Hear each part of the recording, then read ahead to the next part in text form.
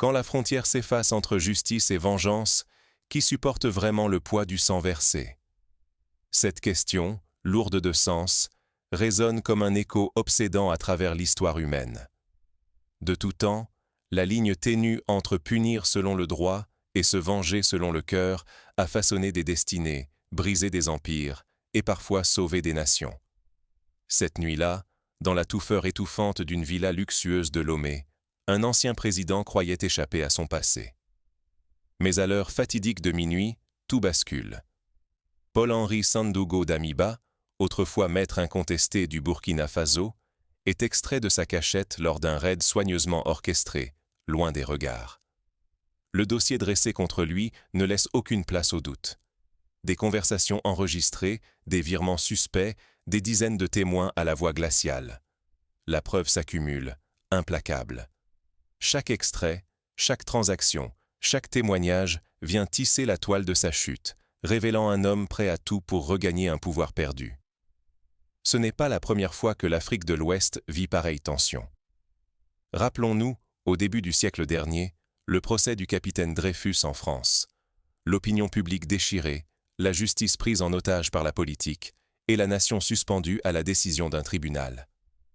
Si l'histoire ne se répète jamais tout à fait, elle aime à bégayer. Son ombre plane derrière 3 tentatives de coup d'État avortées en moins de 12 mois, menaçant à chaque fois de plonger le Burkina Faso dans le chaos.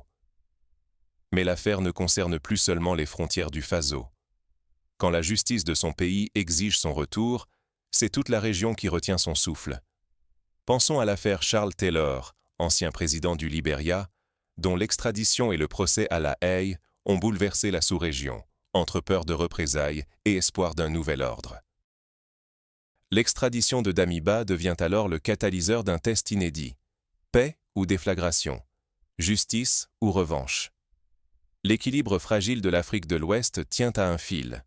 Un faux pas, et la vengeance risque de masquer la justice, la peur de dissoudre la paix et l'espoir d'un peuple entier de sombrer dans la défiance. Les exemples abondent. En Sierra Leone, la quête de justice après la guerre civile a parfois ravivé les blessures, faute de dialogue. Dans ce jeu dangereux, tout peut s'effondrer. La paix, la confiance, parfois même la vie. Car lorsque la justice s'acharne ou dérape, ce n'est plus seulement un homme qui tombe, c'est l'avenir d'un pays, peut-être même d'un continent, qui vacille. Les cas du Rwanda, après le génocide, ou de la Côte d'Ivoire post-crise électorale, illustrent la nécessité d'une justice perçue comme impartiale pour éviter la spirale de la violence. Mais derrière les faits et les preuves, une histoire plus intime se dessine. 2 frères d'armes, autrefois unis, sont désormais séparés par la trahison et la guerre. Comme dans les tragédies grecques où l'amitié se mue en rivalité, l'humain s'efface devant le politique. Tout commence par la chaleur feutrée d'une villa togolaise où Paul-Henri Sandaogo Damiba, ancien chef d'État déchu, trouve refuge. Son arrivée à Lomé, protégé par la tradition d'hospitalité, scelle une promesse, celle de la sécurité, contre l'orage du dehors. Mais derrière ces murs tranquilles, l'exil n'apaise pas la rancœur, il l'attise. Cette situation rappelle l'exil du roi Haïlé Sélassié d'Éthiopie, accueilli en Grande-Bretagne durant la guerre, mais toujours obsédé par son trône perdu. Damiba n'accepte ni sa chute, ni l'oubli. Depuis son sanctuaire, il s'agite. Il lance des messages codés, rallie des officiers restés au Burkina Faso, ourdis dans l'ombre. 3 tentatives de retour en moins de 12 mois, 3 échecs cuisants, mais jamais il ne renonce. Son obsession devient poison. L'exil ne l'a pas brisé, il l'a affûté. Son comportement rappelle celui de Napoléon Bonaparte sur l'île d'Elbe, préparant son retour alors même que l'Europe croyait avoir tourné la page. Au loin, à Ouagadougou, le capitaine Ibrahim Traoré incarne l'avenir incertain. Jeune, charismatique, mais assiégé de toutes parts, il doit défendre un pays au bord de l'abîme, rongé par la peur djihadiste. Pour Traoré, chaque rumeur de complot venue du Togo est plus qu'une menace. C'est une blessure ouverte, un risque de chaos absolu. Il traque l'ombre de Damiba sans relâche, car la moindre faille pourrait précipiter la chute d'un pouvoir fragile ou déclencher une guerre civile. Cette situation évoque le climat de suspicion entre le président sud-africain Nelson Mandela et ses adversaires de l'ancien régime, où chaque rumeur risquait d'embraser le pays. Au Togo, le dilemme se fait insoutenable. Offrir l'asile, c'est affirmer l'honneur. Refuser, c'est trahir un principe sacré. Mais chaque jour, la tension grimpe. Les voisins murmurent en leur impatience, la communauté régionale s'inquiète. Que vaut la fidélité à un homme face à la menace d'isolement, voire de représailles? Les diplomates hésitent, pesant la fidélité contre la peur de perdre la face ou de provoquer un scandale international. Ces dilemmes se retrouvent dans l'histoire. La Suisse, durant la Seconde Guerre mondiale, dut choisir entre neutralité humanitaire et pression politique pour livrer ou protéger certains réfugiés. Dans ce climat de suspicion, les alliances vacillent, les amitiés s'érodent. L'honneur est mis à l'épreuve, tout comme la stabilité de nations entières. Un seul faux pas, et tout peut basculer. Défiance, déstabilisation, effondrement du semblant de paix. On se souvient de la chute de l'Empire ottoman, précipitée par des alliances rompues et des promesses bafouées. Puis vient le moment du basculement. À Ouagadougou, Traoré tient enfin ses preuves irréfutables. La promesse d'asile vacille, la cage se referme. L'extradition de Damiba est exigée, un geste qui menace de briser tous les équilibres, d'ouvrir une ère de doute et de fractures nouvelles. Mais ce n'est qu'un début. Au-delà des murs de la villa, d'autres pièges se referment, et le choix du Togo résonne bien au-delà de ses frontières. Les médias internationaux s'emparent de l'affaire, des débats s'engagent sur les plateaux télévisés de Dakar à Paris, tandis que la rue africaine bruise de peur et de rumeurs. Quand l'ordre s'effondre, que reste-t-il d'un homme, d'un chef, d'un frère d'armes? Sous la nuit dense du Togo, une opération d'extraction se prépare dans le silence absolu. Pas un souffle, pas une trace, pas une goutte de sang. L'exfiltration de Damiba doit être sans faille, sans retour. Cette minutie rappelle la capture de Saddam Hussein en Irak, où chaque détail pouvait faire échouer l'opération et replonger le pays dans la guerre. L'armée burkinabé et les forces spéciales togolaises avancent, coordonnées comme les rouages d'une seule machine. Leur cible, un homme déjà vaincu par ses propres démons. Ses alliés d'autrefois, lassés de ses discours de grandeur, l'ont trahi sans bruit. Dans la villa, refuge devenu piège, Damiba réalise que la loyauté s'est évaporée. Cette scène évoque la trahison de Jules César par Brutus, une amitié sacrifiée sur l'autel du pouvoir. Une poignée de soldats, jadis frères, l'entourent à l'aube. Sur la terre rouge, il est seul face à l'échec, prisonnier d'un passé qui refuse de mourir. Le silence matinal résonne comme un aveu. Il n'y aura ni retour, ni absolution. L'histoire du général Pinochet, arrêté à Londres des décennies après sa dictature, illustre la solitude de ceux que la justice rattrape, même loin de leur terre. Au Burkina Faso, la nouvelle de sa capture se répand telle une onde sismique. Les rues de Ouagadougou bruissent de murmures et de peur. Car ce procès n'en est pas un parmi d'autres. L'armée, la justice et la confiance populaire sont en jeu. La nation s'interroge. Qui jugera les juges? Cette interrogation, posée lors du procès de Nuremberg après la Seconde Guerre mondiale, résonne encore. Comment garantir que la justice ne devienne pas elle-même arbitraire? Les charges sont accablantes. Complot, trahison, chaos. Des preuves irréfutables émergent. Enregistrements, transferts occultes, témoignages signés de la main de ses anciens partisans. Le doute n'a plus d'espace pour s'installer. Mais la mémoire collective se souvient. En Afrique du Sud, la commission Vérité et Réconciliation a démontré que la vérité, même indiscutable, ne suffit pas toujours à apaiser les cœurs. La tension devient palpable. Dans l'ombre, partisans et adversaires se mesurent à du regard. Crainte d'un procès truqué, peur d'une vengeance déguisée en justice. Le pays retient son souffle, suspendu à l'issue d'un duel silencieux. Cette atmosphère rappelle celle du procès de Nelson Mandela à Rivonia, où le monde entier scrutait chaque geste, chaque mot. Damiba exige un ultime face-à-face avec son successeur, Ibrahim Traoré. Mais la rencontre tourne court. Les regards sont glacés, les mots tranchants. Là où la fraternité a échoué, le pardon est impossible. Il ne reste qu'une rupture, froide et définitive. Ce schéma s'est déjà produit.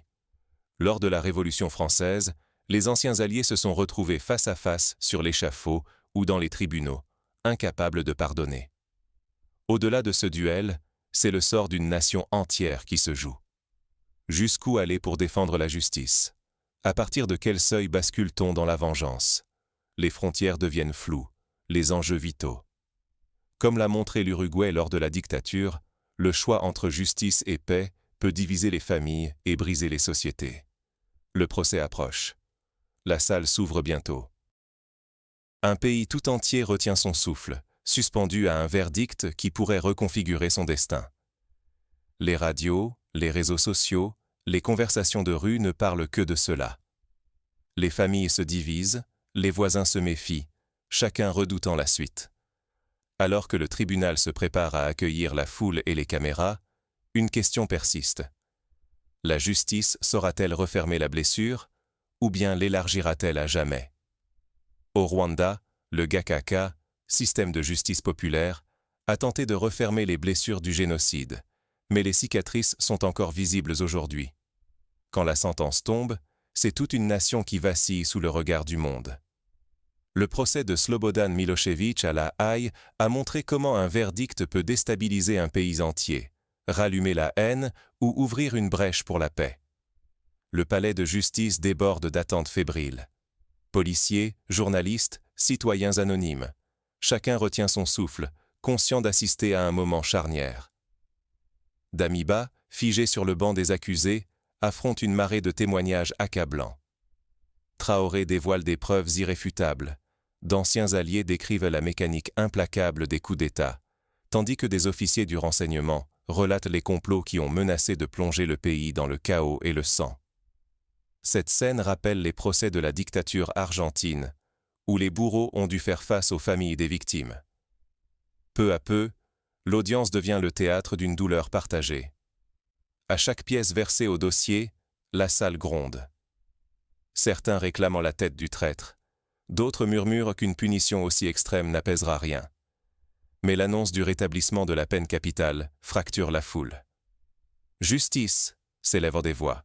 « Vengeance !» rétorquent d'autres. Les frontières entre justice, peur et désir de revanche se brouillent, jusqu'à menacer l'équilibre fragile du pays.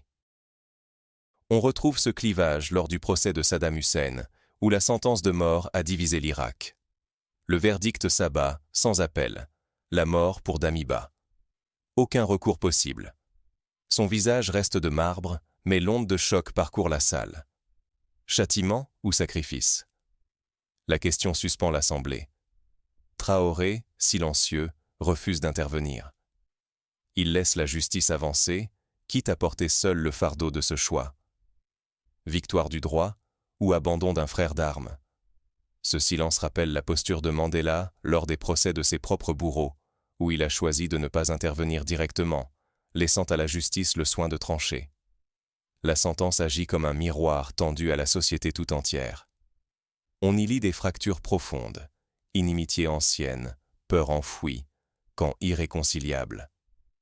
Derrière le châtiment, c'est la blessure du pays qui se rouvre, attisant le spectre des représailles. Quand la justice prend le visage de la vengeance, la paix elle-même chancelle. L'exemple de la Côte d'Ivoire post-Gbagbo, où chaque jugement a été vécu comme une prise de parti, montre le risque de division durable. Alors, comment renouer les fils d'une nation déchirée? Car condamner un homme ne suffit pas à panser la douleur de tout un peuple. Des initiatives de dialogue, comme les commissions vérité en Afrique du Sud ou au Maroc, offrent des pistes. Privilégier la reconnaissance des torts, la réparation symbolique et surtout la parole partagée. Mais dehors, la foule reste agitée, tiraillée entre soulagement et colère. Ce verdict n'est qu'un début. La vraie bataille pour l'âme du pays commence. Les réseaux sociaux s'enflamment, les quartiers se replient, certains prêchent la vengeance, d'autres appellent à la trêve. Comme souvent, la paix civile ne tient qu'à un fil. Quand tout semble s'effondrer, il ne reste que la résilience. Après le drame, les rêves de gloire se sont évanouis. L'exécution de Paul-Henri d'Amiba, ancien frère d'armes devenu ennemi, n'a laissé ni exultation ni justice triomphante. Seulement un vide, un peuple accablé par la défaite morale. Ce sentiment de perte se retrouve dans l'Espagne post-franquiste, où la transition démocratique a été marquée par la nécessité de tourner la page sans effacer la mémoire. Ibrahim Traoré, face à la nation, a reconnu que la douleur ne disparaîtrait pas par décret. Il n'a pas promis l'oubli, mais a tendu la main à ceux qui souffrent. Son appel à l'unité sonnait comme un pari risqué. Transformer la plaie ouverte en point de départ, non en poison. Ce geste rappelle l'allocution de Nelson Mandela, qui, au sortir de l'apartheid, a invité chaque Sud-Africain à bâtir une nation arc-en-ciel, malgré les crimes passés. Dans Ouagadougou et les villages, la vie s'est figée avant de reprendre. Les familles entament un lent travail de réparation. Ici, le pardon ne se décide ni en un jour, ni par volonté seule. Il se construit entre souvenirs brûlants et nécessité d'avancer, dans la fatigue des deuils répétés. Les ateliers de parole, les cérémonies de réconciliation communautaire, les actions collectives sont des pas concrets et douloureux sur ce chemin. La paix, autrefois simple mot, est devenue un horizon lointain. Pourtant, dans quelques regards, renaît l'espoir timide d'arrêter la spirale des représailles. Chacun pèse le prix du passé. Faut-il s'y accrocher ou risquer d'inventer un futur différent? Les jeunes générations, souvent moins marquées par les haines anciennes, peuvent devenir les artisans d'un nouveau récit, plus inclusif, plus apaisé. La tragédie l'a démontré. La haine, une fois installée, se nourrit d'elle-même et consume tout. Gagner n'a plus de sens si la société s'effondre. La seule victoire durable, rompre la chaîne de la violence, oser penser les blessures plutôt que les rouvrir sans cesse. Les pays scandinaves, après la Seconde Guerre mondiale, ont misé sur la justice réparatrice, la réinsertion et la réconciliation, bâtissant ainsi la paix sur la durée. Vengeance ou pardon, le pays se retrouve à la croisée des chemins. La justice aveugle prétend réparer, mais détruit aussi. Le pardon, lui, demande un courage immense. Regarder la souffrance en face et choisir malgré tout la vie commune. Les ateliers de justice restaurative, les groupes de parole pour victimes et bourreaux sont des outils éprouvés pour transformer la douleur en force collective. Chaque Burkinabé interroge sa conscience. Comment transformer cette épreuve en force? Comment ne pas tomber dans le piège de l'histoire qui bégait? L'après reste une page blanche. Que sommes-nous prêts à retenir, ensemble, de cette tragédie? Les écoles, les médias, les institutions religieuses ont un rôle fondamental à jouer dans la construction d'une mémoire partagée, d'un récit national qui intègre les épreuves sans glorifier la haine. Mais les cicatrices profondes ne s'effacent pas en une génération. Faut-il encore croire à la réconciliation, ou la méfiance s'est-elle installée pour de bon? Les exemples du Liban ou de la Bosnie, où la mémoire des conflits reste vive, montrent que la vigilance doit être constante, que la paix est un choix quotidien, fragile et précieux. Ce n'est pas la conclusion d'une simple intrigue, mais le commencement d'un choix partagé. L'affaire d'Amiba dépasse les jeux de pouvoir et les récits de trahison. Elle reflète l'âme d'une société où la frontière entre justice et vengeance se brouille, chaque fois qu'une ambition est brisée. On ne peut construire l'avenir en ignorant le passé, mais on ne peut avancer sans le dépasser. Que reste-t-il lorsque le couperet tombe, implacable? Derrière chaque dossier, chaque paraphe, il y a des familles suspendues à l'espoir, des cœurs qui frémissent, et l'ombre portée d'un pays en quête de cohésion, malgré toutes ses blessures. Le pouvoir, une fois isolé, pèse de tout son poids sur la conscience d'un chef et sur l'âme d'une nation entière. Les psychologues, les éducateurs, les artistes peuvent aider à sublimer la douleur, à donner sens à l'épreuve. Refuser d'apprendre du passé, c'est ouvrir la porte au prochain drame. Les promesses trahies, les refuges profanés, la fidélité piétinée. Tout cela ne marque pas seulement la chute d'un individu. C'est le signal d'alarme d'un système qui menace de se répéter. Se souvenir, c'est poser un acte de rupture, c'est espérer un autre avenir, où l'histoire ne tournerait plus en rond. Les réformes institutionnelles, l'indépendance de la justice, l'éducation à la citoyenneté sont des chantiers incontournables pour bâtir une société plus résiliente. Dans le silence lourd de la villa de Lomé, quand les pas feutrés ont franchi la dernière porte, une page s'est tournée. Mais aucun verdict n'efface le coût humain de ces choix, des frères d'armes devenus adversaires, des destins brisés, pour que d'autres rêvent encore de paix. La justice, pour être réelle, exige davantage que des preuves ou des procédures. Elle réclame le courage de regarder en face nos propres défaillances. Il faut des mécanismes de contrôle, des observateurs internationaux, des formations pour les magistrats, afin de garantir l'équité des procès à venir. Car ce qui se joue ici dépasse le sort d'un seul homme. C'est la confiance d'un peuple, l'équilibre précaire d'une région, l'espoir qu'un autre chemin reste possible. Chaque fois que la justice s'enlise dans la vengeance, c'est notre humanité qui vacille, au bord du gouffre. La société civile, les ONG, les syndicats, ont la mission de veiller, d'alerter, de proposer des alternatives pour sortir de la logique de l'affrontement. La boucle semble bouclée. Mais une question persiste. Que ferions-nous, confrontés à de tels dilemmes? Serions-nous juges ou jugés, porteurs du pardon ou du châtiment? L'histoire de Damiba n'est pas un épisode isolé. Elle nous rappelle que chaque jour, chacun d'entre nous porte la responsabilité de ne pas répéter les erreurs d'hier. L'engagement citoyen, l'écoute, la capacité à dialoguer avec l'autre sont les seules armes pour éviter la répétition des tragédies. Et vous, face à la tentation de l'oubli ou au poids du souvenir, quel avenir choisirez-vous pour votre société? Seul un choix conscient, collectif, peut ouvrir la voie d'une justice qui apaise sans briser, d'une mémoire qui unit sans diviser, d'un lendemain où la paix ne sera plus seulement un mot, mais un horizon partagé.